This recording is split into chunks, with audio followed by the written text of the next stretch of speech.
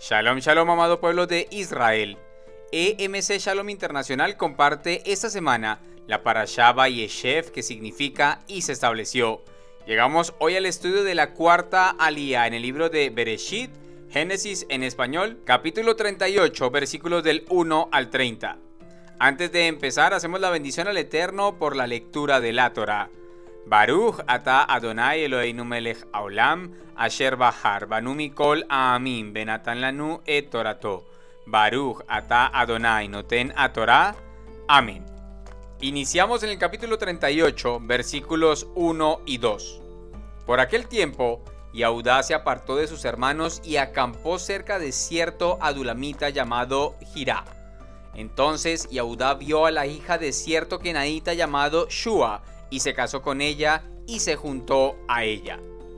Yehudá da un traspié en este proceso de buscar esposa fuera de las hijas de Israel, y veremos cómo inicia un proceso de duras y tristes consecuencias por esta ligereza en la orden que había sido establecida por Yahvé, en cuidar el linaje de la casa de Jacob y no unirse en yugo desigual con las mujeres extranjeras.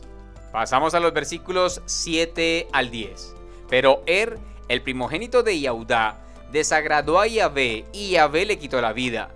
Entonces Yehudá le dijo a Onán: únete a la mujer de tu hermano y cumple con ella tu deber de cuñado y dale linaje a tu hermano. Pero Onán, sabiendo que la descendencia no se contaría como suya, derramaba en tierra siempre que se unía a la mujer de su hermano, para no darle linaje a su hermano. Lo que hizo desagradó a Yahvé y le quitó la vida también. Según Rashi, lo había hecho para que Tamar no perdiera su belleza.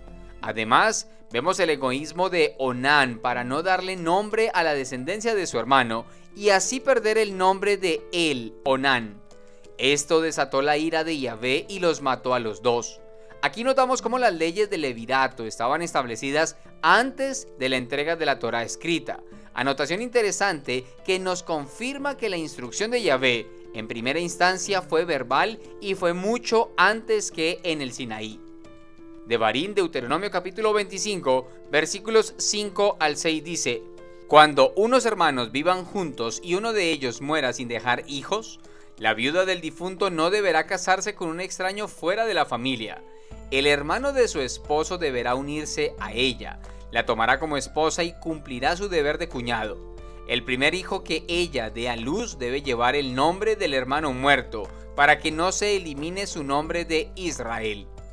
Otro detalle importante es mencionar las consecuencias que Yehudá tenía que vivir en carne propia, los dolores de pérdida que él hizo sentir a su padre al tener la iniciativa de vender a su hermano Yosef.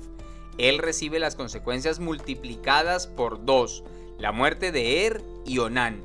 Pero prestemos atención que de estos eventos se desprenden cosas aún mayores, que nos darán una excepcional claridad de las características de procedencia del Mashiach Yeshua, rey y sumo sacerdote de Israel. Versículo 18. Y él dijo: ¿qué prenda te puedo dar? Ella respondió: tu sello con el cordón y el bastón que llevas. Así que se los dio y se acostó con ella, y ella quedó encinta de él.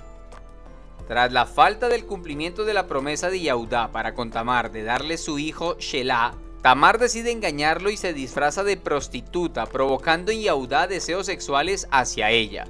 Pero a manera de garantía de su pago, pidió objetos de suma importancia para él. Estos eran, primero, el sello. Este objeto representa a la persona, es decir, es la evidencia inconfundible de propiedad. Sería en nuestro tiempo nuestro documento de identificación. Segundo, el cordón. La idea que da el texto es que se trataba del sujetador del sello.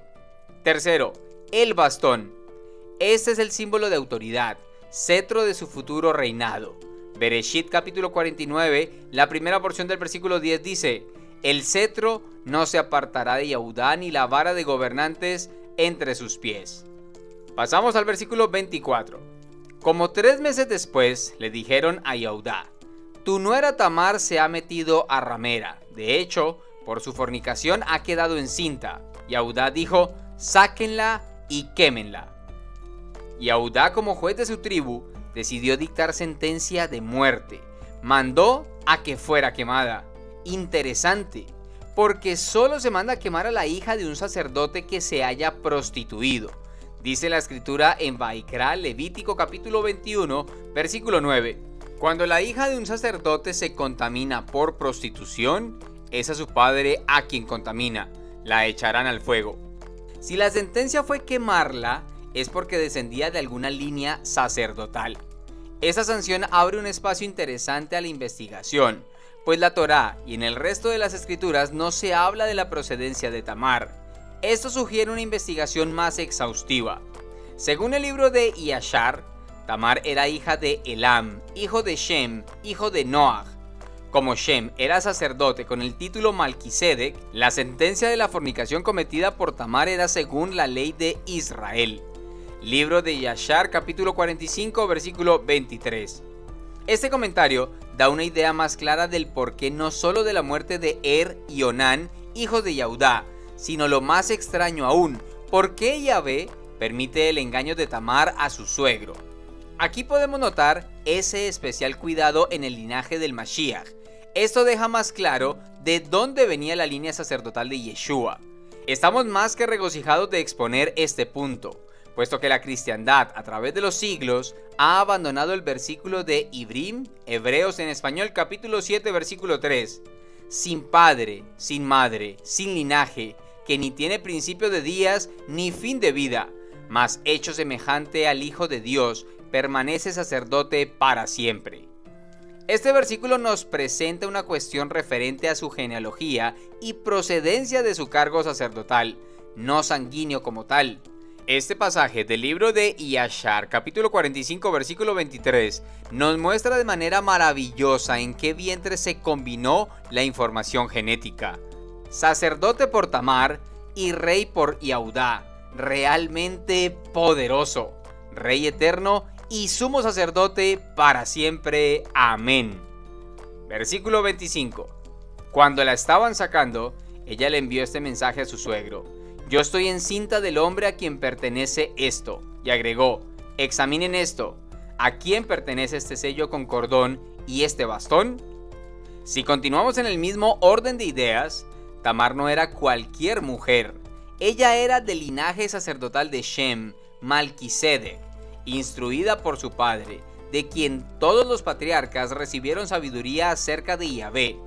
Este sacerdote desarrolló un trabajo de maestro y es confirmado por la escritura en Ibrim capítulo 7, versículos del 1 al 4. Este Malquisedec, rey de Shalem, un Cohen del Elohim a Elión, salió al encuentro de Abraham cuando éste regresaba de la matanza de los reyes y lo bendijo. También Abraham le dio una 10ª parte de todo el botín. Ahora, primero que todo, por traducción de su nombre, él es el rey de justicia y también rey de Shalem, que significa rey de Shalom. No hay un registro de su padre, madre, antepasados, nacimiento o muerte. Más bien, como el hijo de Yahvé, continúa como Cohen a perpetuidad. Solo piensen qué grande era este hombre, hasta el patriarca Abraham le dio la 10ª parte de lo mejor del botín.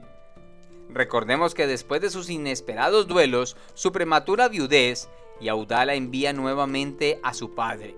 Bereshit capítulo 38 versículo 11 dice: entonces Yahudá dijo a Tamar su nuera: quédate viuda en la casa de tu padre hasta que mi hijo Shelach crezca, porque él pensó: yo no quiero que él muera también como sus hermanos. Así que Tamar fue y habitó en casa con su padre. Versículo 26. Yahudá lo reconoció y dijo: ella tiene más razón que yo, siendo que no le di a mi hijo Shelah y no intimó más con ella. Yahudá reconoció su falta al admitir que no le había dado su tercer hijo como lo había prometido. Fue precisamente esta unión la que dio lugar a la genealogía de Yeshua. Mateo capítulo 1 versículo 3. Este es aquel de quien se dijo por medio del profeta Yeshayahu: voz de uno que clama en el desierto, preparen el camino de Yahvé, enderezcan sus senderos. A través de Fares, Bereshit capítulo 38, es una digresión, figura de dicción que consiste en pasar provisionalmente de un tema a otro. Sabemos que puede haber muchas razones para este cambio intempestivo en la historia de Yosef. Sin embargo, al reposar en el principio primordial de buscar al Mashiach verso tras verso en la Torá, este pasaje de Tamar es un eslabón fundamental a nivel cronológico en la consecución de la simiente incorruptible de donde provendría el Mashiach Yeshua. Deseamos que nuestro crecimiento espiritual nos lleve a poner en práctica cada una de estas palabras, porque el que las pone en práctica es como un hombre prudente que construyó su casa sobre la roca. En el nombre de nuestro Adón Yeshua HaMashiach, amén y amén.